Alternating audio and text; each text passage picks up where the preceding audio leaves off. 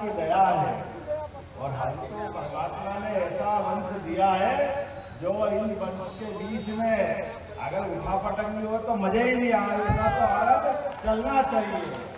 लेकिन आज के इस दौर में चुनाव में सच्चे अर्थों में आज बदलते दौर में यशस्वी प्रधानमंत्री के नेतृत्व में जिस प्रकार से समय बदला, हम सब चुनाव की वेला में यहाँ आए हैं और मुझे इस बात की प्रसन्नता है, जहां मैं अपनी बात रखने आया हूं, ये हमारा गया के पास का अद्भुत स्थान फल्गु माता की कृपा से, जहां अतीत के काल में हमारे मंदिर नष्ट किए गए, यहाँ रानी अहिल्याबाई ने दोबारा मंदिर बनवाया। जोरदार अभिनंदन करो मालवा की महारानी।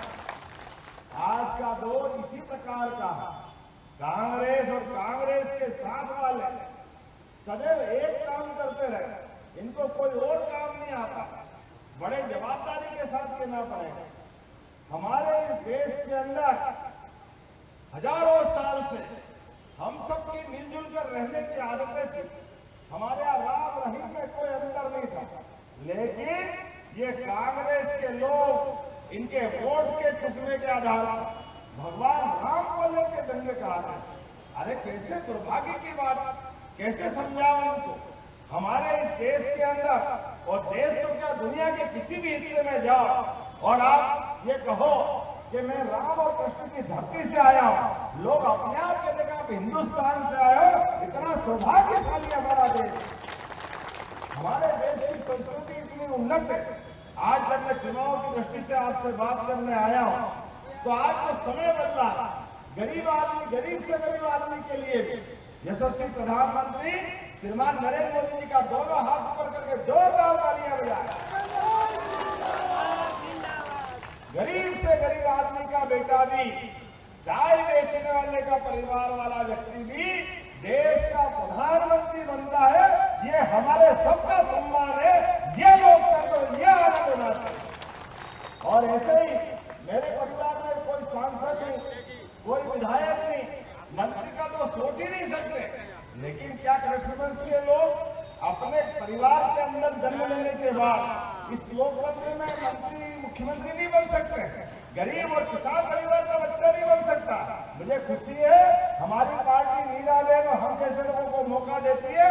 जोरदार अभिनंदन, जिनके कोई परिवार में नहीं होता, लेकिन हम नेता बन करके नहीं, कार्यकर्ता बन करके लोकतंत्र के अंदर चंद्रशेखर आजाद, भगत सिंह, अशफाकुल्ला, ये लंबी परंपरा है। सबने देश की आजादी के लिए अपना बलिदान दिया। देश के अंदर गरीब से गरीब आदमी भी अपना वोट डाले और उसके आधार पर उसका मंत्री और सरकार बनना चाहिए। लेकिन दुर्भाग्य के साथ कुछ लोगों ने ये अपना अड्डा समझ लिया, अपनी बकौती बना ली, केवल उनके परिवार के ही लोग बने, दूसरे नहीं बनना चाहिए। अब ये अन्याय है कि नहीं है? ये अन्याय को दूर करने के लिए एनडीए के माध्यम से यशस्वी प्रधानमंत्री की दिल्ली में सरकार बनती है, श्रीमान नरेंद्र मोदी की, और यहाँ फिर सरकार बन रही है नीतीश कुमार की। जोरदार अभिनंदन करें। बदलते दौर में जिस प्रकार से समय चला और आपके प्रत्याशी कितने विनम्र हैं, वीरेंद्र सिंह जी, जोरदार अभिनंदन करो वीरेंद्र सिंह। जांचा परखा, देखा भाला, आपके बीच का ऐसा विनम्र व्यक्तित्व जिसको मैं मद्रास से पहले आया, कई बार जब भी मिला, इतने विनम्र व्यक्ति ये वजीरगंज के ही हो सकते। जोरदार अभिनंदन करो, ये आपका भी सम्मान।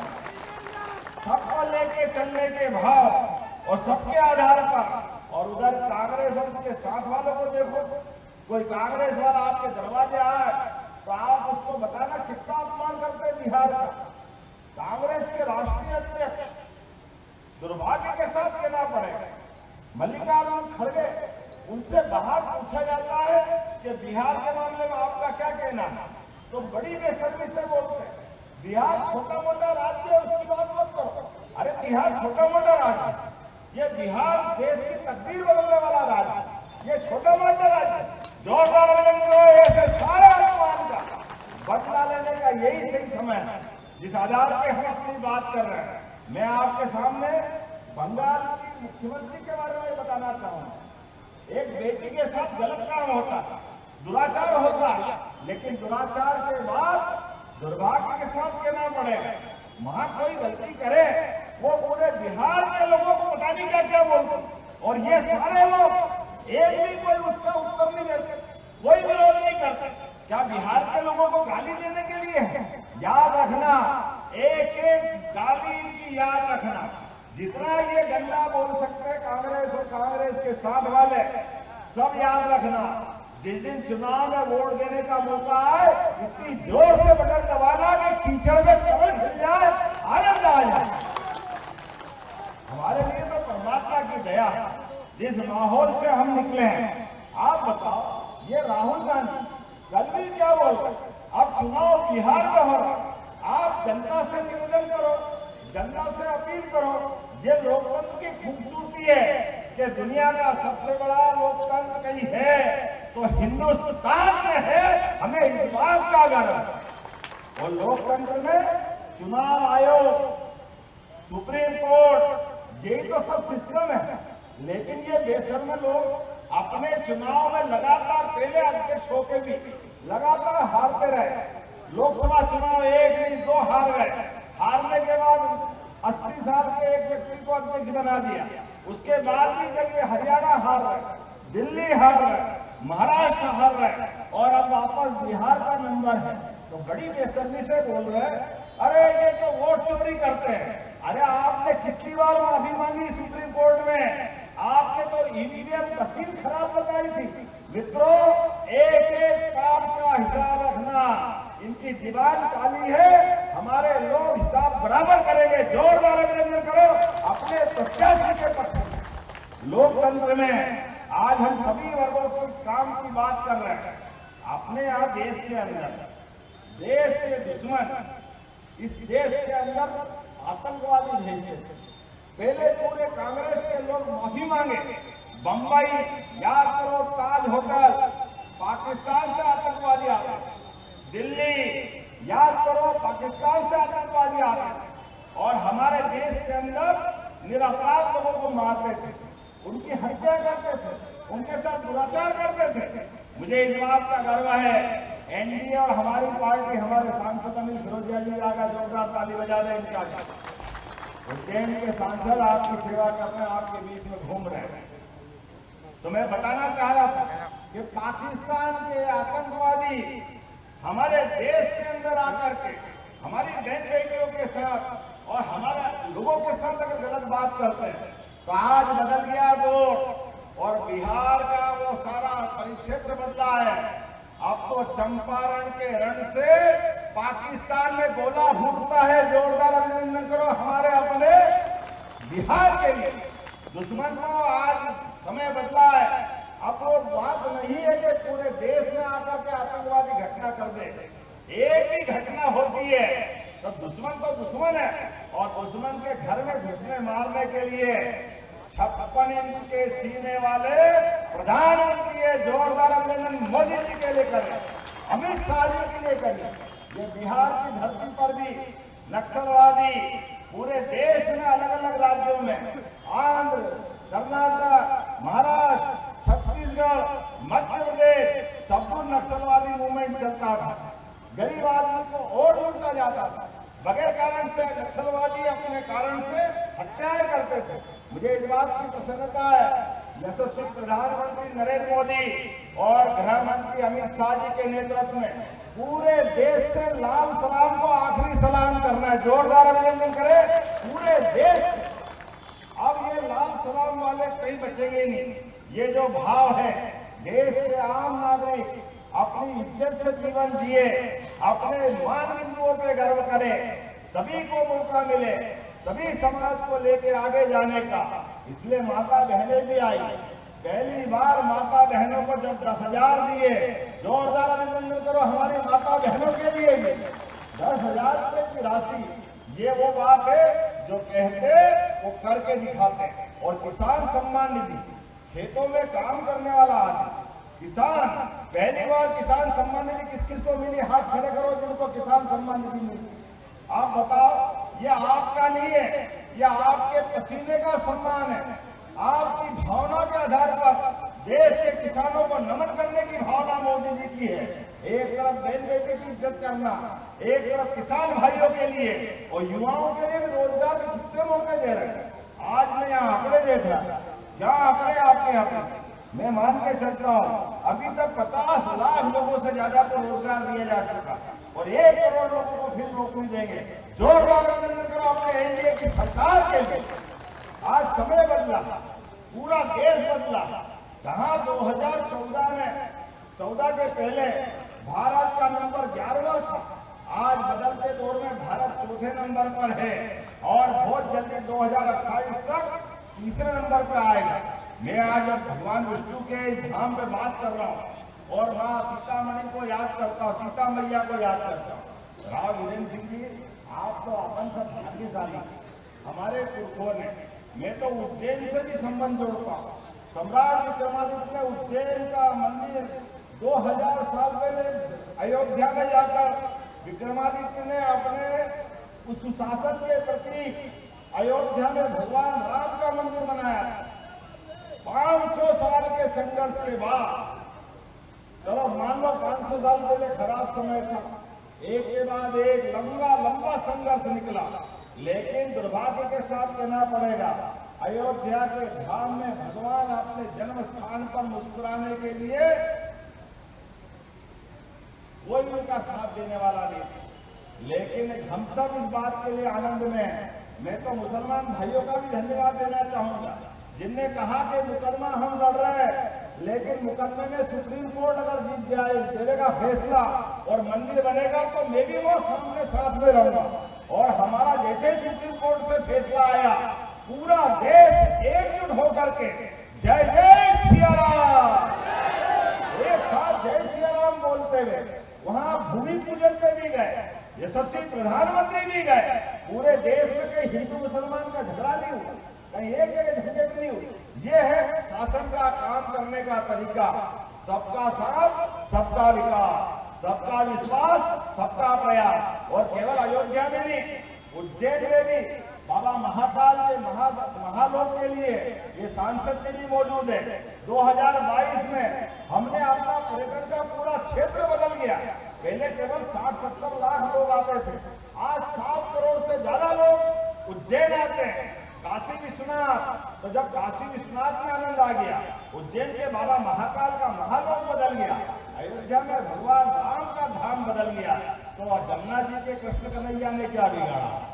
आनंद आना चाहिए कि नहीं आना चाहिए? मथुरा वाले के यहाँ भी बोलो आना चाहिए कि नहीं आना चाहिए?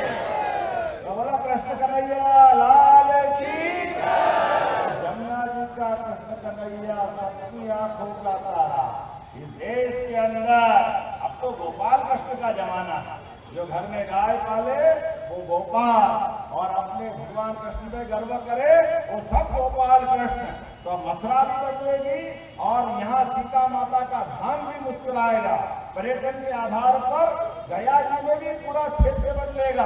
एक के बाद एक सभी स्थानों पर रोजगार के अवसर बढ़ाने के लिए, धार्मिक पर्यटन को बढ़ावा देने के लिए नए नए प्रकार से, अरे मेट्रो ट्रेन मैंने सुना गया में भी आने वाली, जोरदार अभिनंदन करो। ये मेट्रो ट्रेन पटना में अगर आई तो गया में भी आएगी।